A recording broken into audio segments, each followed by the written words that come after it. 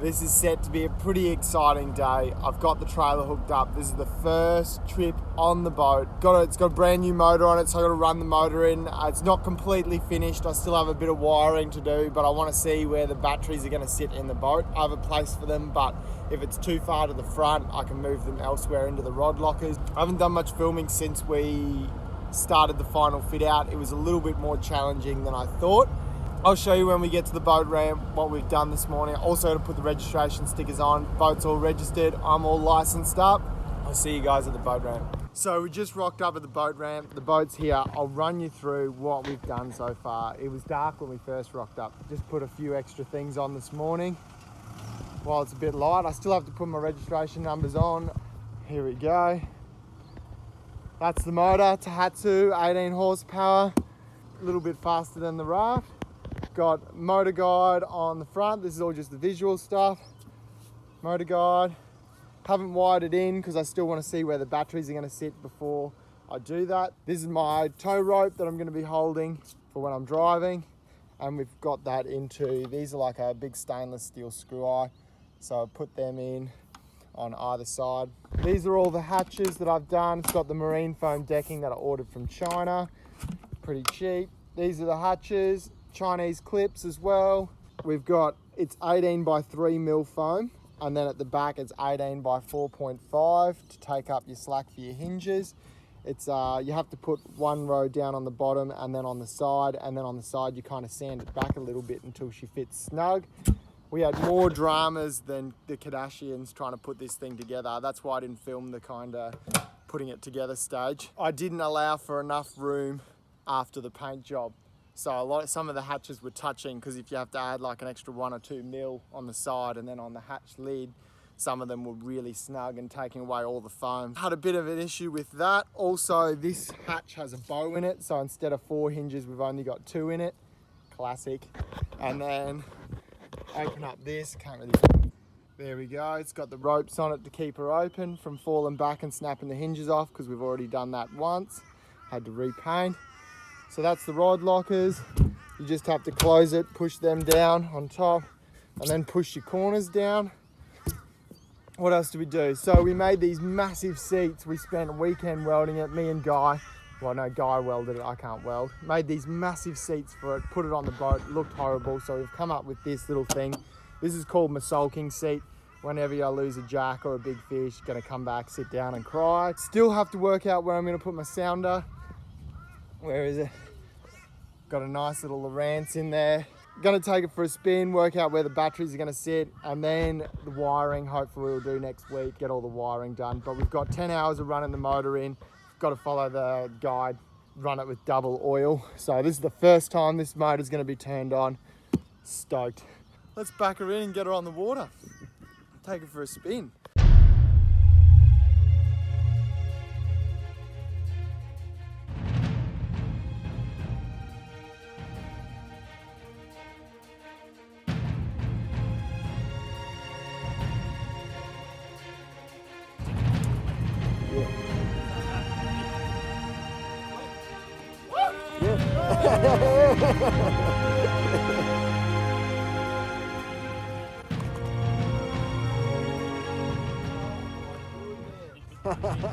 All in the bungs.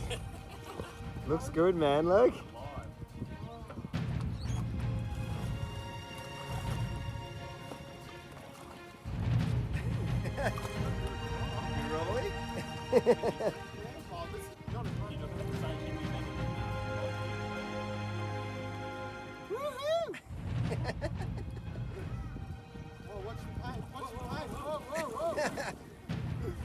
That's.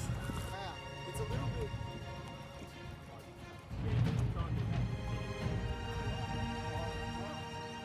That's cool.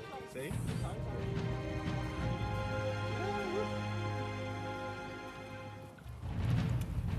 Ooh, what's your face? I got just a mad pack of sleds, isn't it?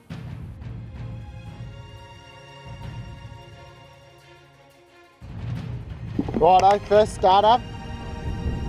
Pull your choke out. Oh, look at his footy gold as well. Oh yeah. Jeez, she's turned it on. There we There's a go. hectic storm behind it, but anyway. Oh, I should You got drop to put her in the water first. Yeah, let's do that. Twist your throttle. It's got a little start position on the actual throttle, little indicator. So Oh, you gotta- yeah. So that's where you got to be to start. Choke out? Choke out. Yep. As soon as it starts to fire, like starts to run, push your choke easy to run the over. Yeah, it's just straight up over everything. Oh. Is there a Is the start choke button still on this? out? Is the choke still out? Yeah. Looks like it's...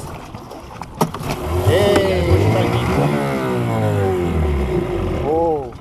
She turned off. Push it in. Yep.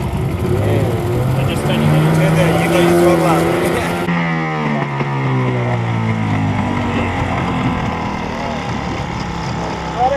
That's not that loud. No, they're not that loud. That's awesome. You got a proper in gear on the side of your motor. Yeah, that makes sense. Yep. Then you're off. Oh. Yeah.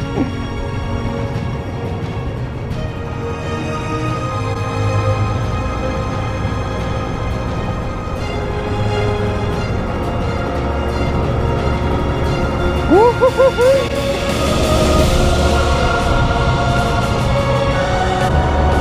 How is this? Oh, this is a miracle, guys. This is unbelievable. Woo-hoo-hoo. Oh, it's like a glass house.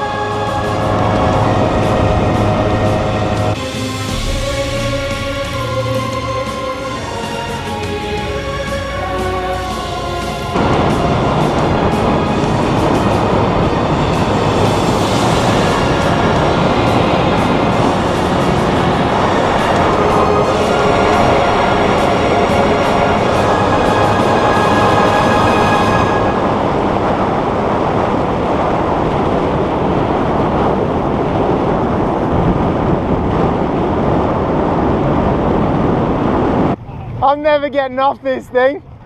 Oh, couldn't have done it without you. That's sick. I'm just gonna get to fishing spots. Oh, it's just gonna be crazy.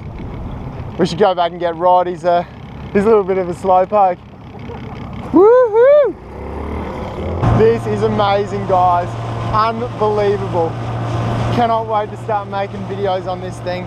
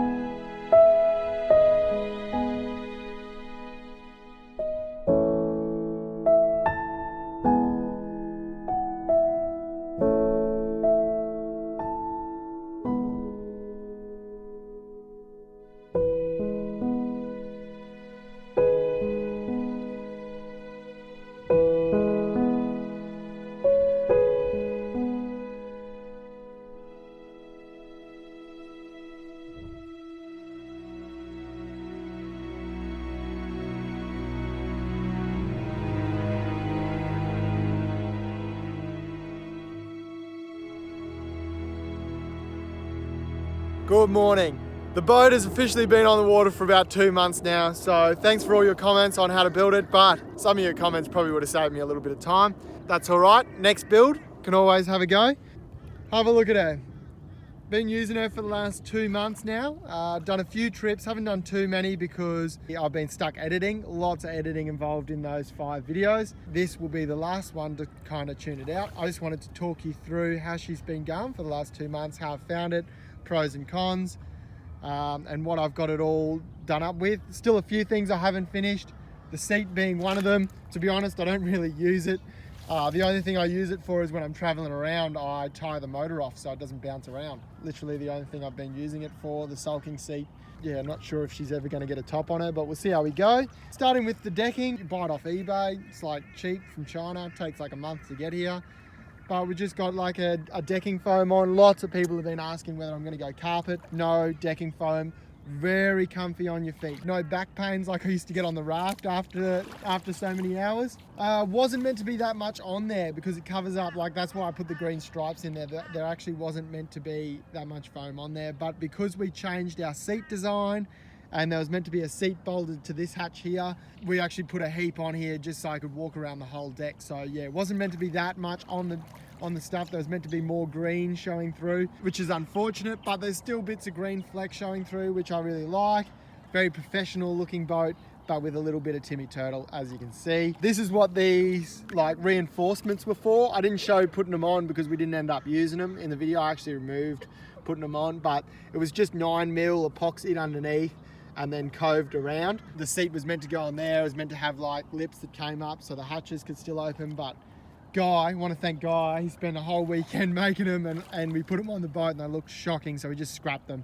And he made the front seat as well. We scrapped that and just went with some stainless steel screw eyes, which you can see here. I've got one either side of the motor. There you go. Which I just clip a rope onto and hold kind of like one of those like wakeboarding or whatever you call it. Very fun craft to drive, I must admit. Really happy with how she handles. I had one commenter saying, mind the language, hull design. Well, no, it's not. It's perfect, to be honest, because it's not designed to go 20k offshore, up and down creeks, up and down the rivers. Perfect. And being so heavy, a lot of people have also mentioned that she's going to be a very heavy craft, and that's true. I'd say without the hatches, you're looking at about 80 to 90 kilos, and with the hatches, you're looking, close to 100. So it's very heavy craft.